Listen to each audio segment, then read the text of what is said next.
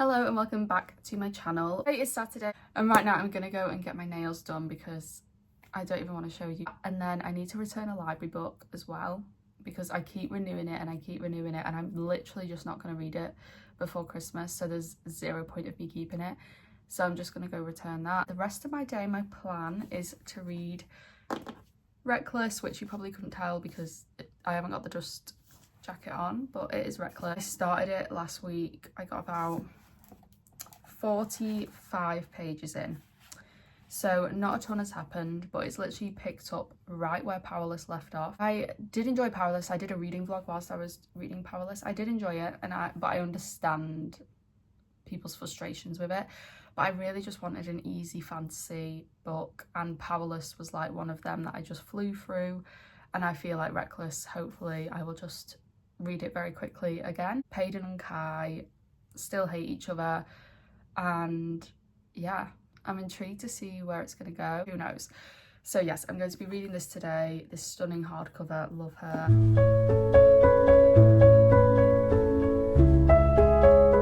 I came back from getting my nails done, so I just got these little glittery tip gels, subtle, cute. I've got home.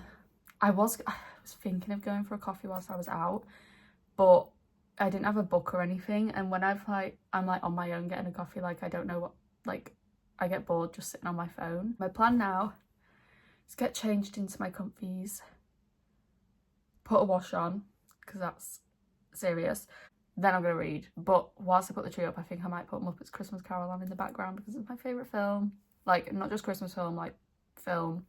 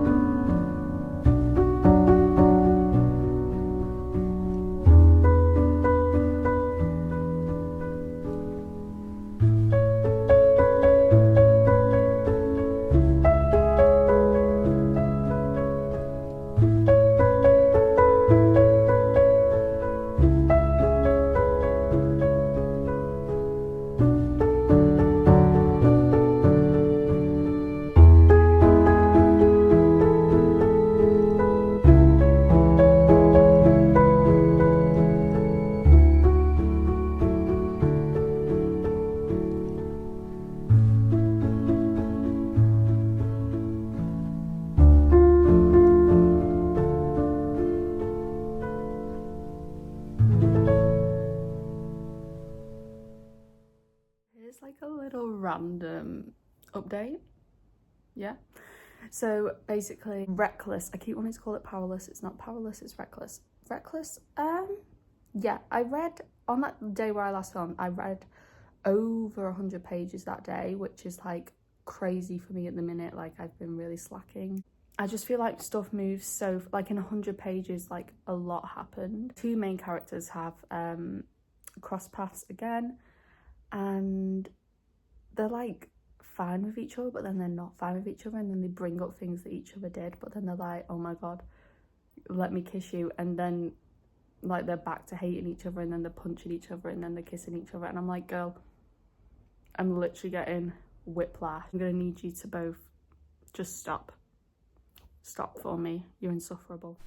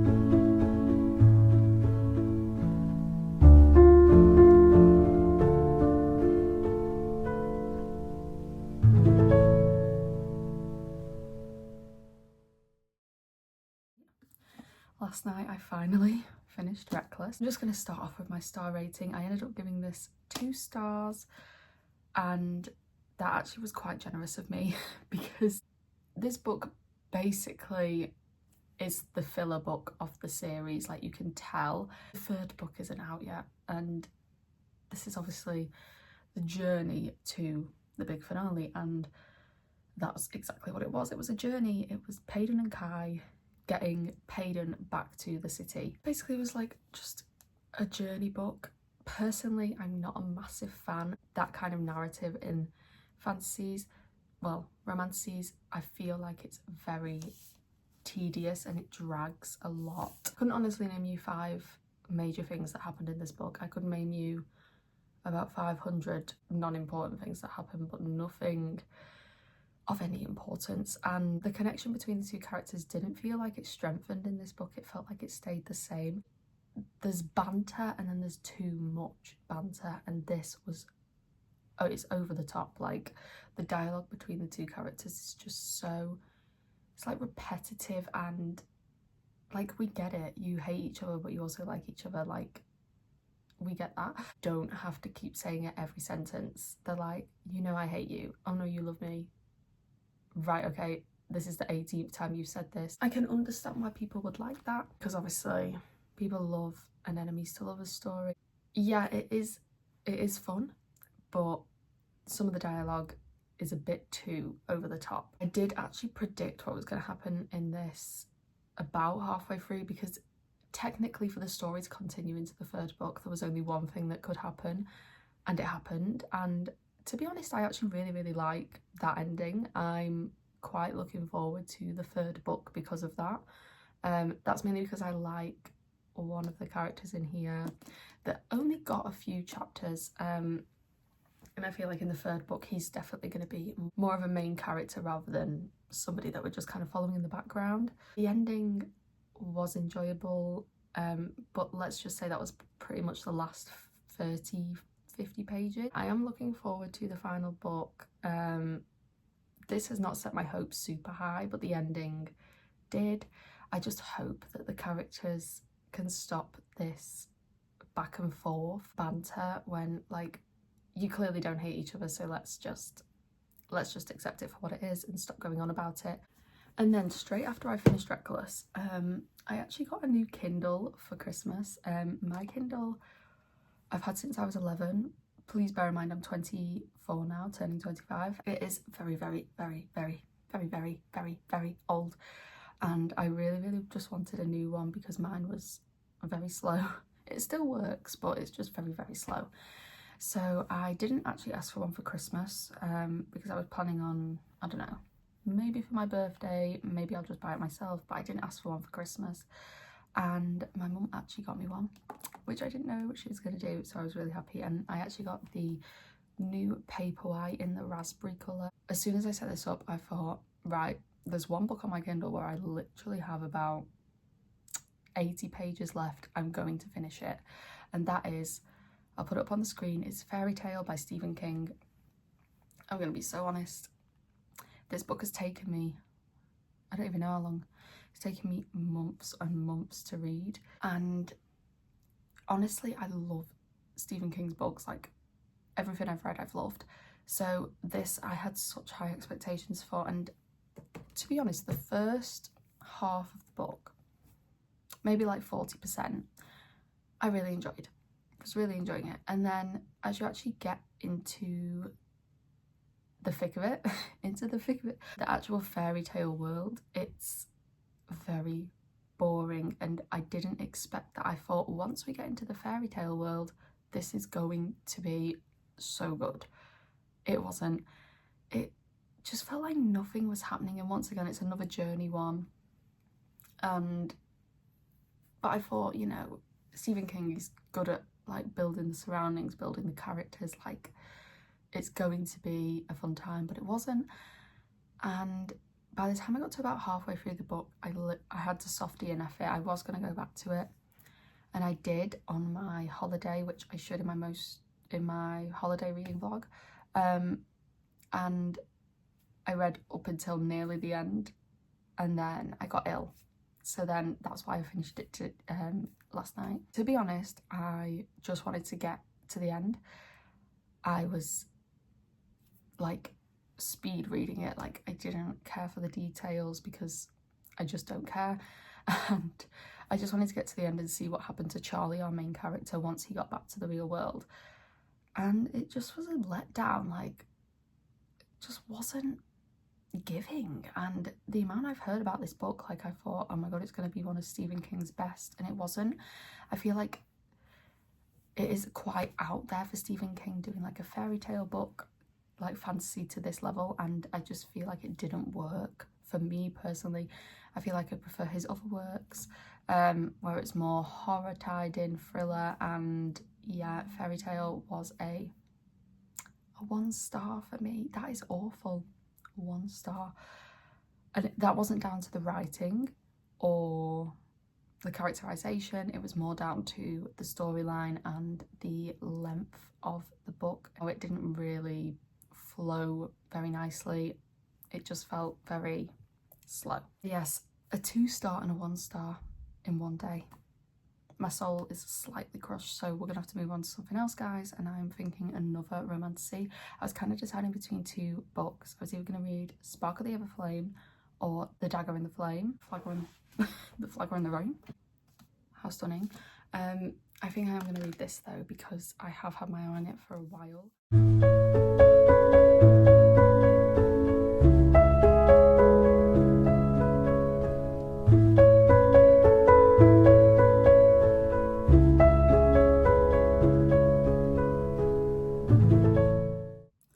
Hi guys, so a little reading update. The Dagger in the Flame by Catherine Doyle. I've not been able to stop thinking about this all day at work. I just want to get home and read it.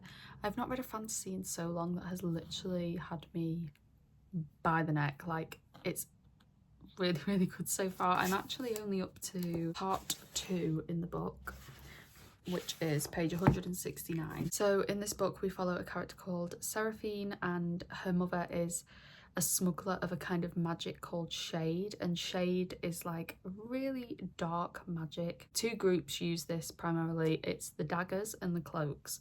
The daggers use it to kill and the cloaks use it to steal, so it's very, very powerful magic. And Seraphine has never really known much about it, like why her mother smuggles it, why so much like secret around the dealings behind it all. Until one day her mother is murdered by the daggers, who obviously use it to kill. Seraphine doesn't know why, so she runs and she goes to the cloaks for refuge, and they take her in, and that's kind of where our story begins. There is a dagger called Ransom who we are also following, so we're following a dual point of view, but it's in 3rd person. Ransom is a dagger who was taken in at a very young age, so he's very, very loyal. So these 2 are literally, like, when I say enemies, like they genuinely hate each other. Like normally in like an enemies to lovers book, the enemies are like flirting from the start. These 2 genuinely hate each other. Like, it's fantastic. There's no flirting at the minute. Like, they literally just, it's pure hate. It's great. And Ransom has actually been tasked with finishing off Seraphine and killing her. But the thing is, Seraphine doesn't actually know like why her mother was killed, so she's figuring that out along the way whilst trying not to get murdered by Ransom, and it's great. And we're up to part 2. Some monsters are coming into the city. That's another element of it, and I feel like that's going to be something that is going to draw these 2 characters together to work together, and I'm really excited. I have not actually felt this way about a fantasy, like romantasy in a while. Like, it's just really, really good, and I really hope it stays good because I've heard mixed things, but I think I'm genuinely gonna like this so far, unless it takes a really bad downward turn, but I'm not thinking it will. So yes, so far so good.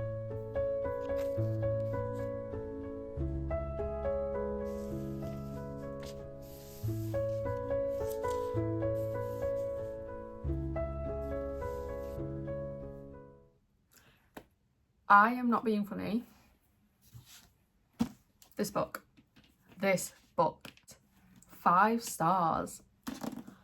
I actually can't believe it. Like, I did have like kind of high expectations going into this, but I didn't necessarily think it was going to be like a new fave, and it is. Like, was just so good. Like, usually with like an enemies to lovers fantasy, it's very tedious with the banter. It can go on for too long or too little, and in this I just felt like it was like the perfect amount before they ended up becoming close, and it was just amazing. I have mentioned a bit before about what it's about. It's about Shade, which is their magic in this world, and Seraphine's kind of figuring out what happened to her mum, and Ransom has been tasked with killing Seraphine. Magic system was really well explained. I really enjoyed it, and the city just felt so real to me. Like, I could just picture it so well in my mind.